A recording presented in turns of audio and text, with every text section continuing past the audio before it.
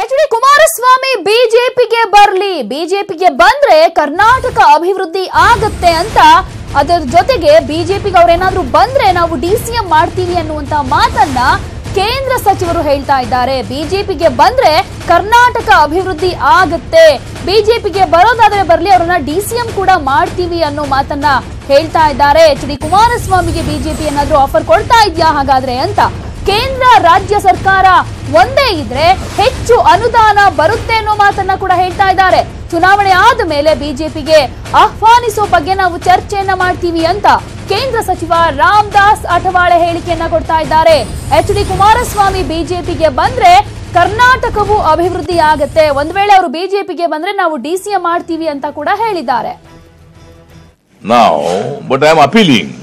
I am appealing that this your stand is not a good stand, but now I am appealing that now the Kumaraswamy is with Congress party, but that will be not the good benefited to the Karnataka people. If you want to develop the Karnataka state, if you want to help the Karnataka people, then Kumaraswamy will come and join BJP. And he will become the deputy chief minister, because there is no meaning of CM there, because now he is not very happy with Congress party. But definitely he will come here and he will become the deputy chief minister. Then definitely he will be more happy than now. But I am appealing. ಈ ಬಗ್ಗೆ ಮತ್ತಷ್ಟು ಮಾಹಿತಿಯನ್ನ ನಮ್ಮ reporter Ramesh ಹಿರೇಜಂಬೂರ್ ಕೊಡ್ತಾರೆ. ರಮೇಶ್, ಕೇಂದ್ರ ಸಚಿವ ರಾಮದಾಸ್ ಅಠವಾಳೆ ಅವರು ಹೇಳ್ತಿದ್ದಾರೆ ಬಿಜೆಪಿಗೆ ಬಂದ್ರೆ ಡಿಸಿಎಂ ಮಾಡ್ತೀವಿ ಅಂತ ಒಂದು ಆಫರ್ ಕೂಡ ಕೊಡ್ತಾ ಇದ್ದಾರೆ. ಮುಂದಿನ ದಿನಗಳಲ್ಲಿ ಅಂತಹ ಬೆಳವಣಿಗೆಗಳಾಗಬಹುದಾ ಹೇಗೆ? ಪ್ರತಿಮಾ, ರಿಪಬ್ಲಿಕನ್ ಪಾರ್ಟಿ ಆಫ್ ಇಂಡಿಯಾದ ರಾಷ್ಟ್ರೀಯ ಅಧ್ಯಕ್ಷ ಹಾಗೂ ಕೇಂದ್ರ ಸಚಿವರಾದಂತಹ ರಾಮದಾಸ್ ಅಠವಾಳೆ ಅವರು ಇವತ್ತು ಬೆಂಗಳೂರಿನಲ್ಲೊಂದು ಸುದ್ದಿಗೋಷ್ಠಿಯನ್ನ ಕರೆದಿದ್ರು.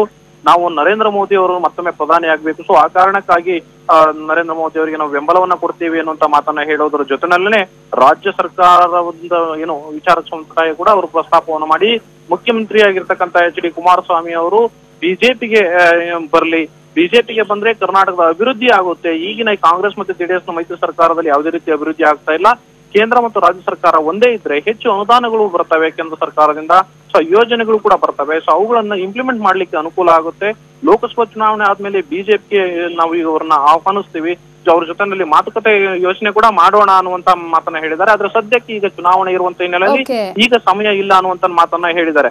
ಸೊ ಈ ಹಿನ್ನೆಲೆಯಲ್ಲಿ ಕಾಂಗ್ರೆಸ್ ನಾಯಕರನ್ನ ಜೊತೆನಲ್ಲಿ ಸೇರಿಸಿಕೊಂಡು ಸರ್ಕಾರ ಮಾಡೋದ್ರಿಂದ ಯಾವುದೇ ರೀತಿ ಪ್ರಯೋಜನ ಇಲ್ಲ. ಆದ್ರೆ ಕುಮಾರಸ್ವಾಮಿ ಕಾಂಗ್ರೆಸ್ ಜೊತೆ ಜೋಸ್ತಿಯನ್ನ ಬಿಡಬೇಕಾಗುತ್ತೆ, ರಾಜ್ಯದ ಅಭಿವೃದ್ಧಿ ಆಗ್ಬೇಕು ಅನ್ನೋದಾದ್ರೆ ಅನ್ನುವಂತ ಹೇಳೋದ್ರ ಜೊತೆಯಲ್ಲಿ ಅವರು ಬಿಜೆಪಿಗೆ ಆಹ್ವಾನಿಸಿರುವಂತದ್ದು ಸಾಕಷ್ಟು ಈಗ ಚರ್ಚೆಗೆ ಮತ್ತೆ ಆಶ್ಚರ್ಯಚಕಿತರಾಗಿರುವಂತಹ ಏನು ಇತರ ನಾಯಕರು ಕೂಡ ಈಗ ಇಂಥದ್ದೊಂದು ಬೆಳವಣಿಗೆ ಸಾಧ್ಯತೆ ಇದೆಯಾ ಅನ್ನುವಂತ ಚರ್ಚೆ ನಡೆಸ್ತಿದ್ದಾರೆ. ಪ್ರತಿಮಾ, ಧನ್ಯವಾದ ರಮೇಶ್.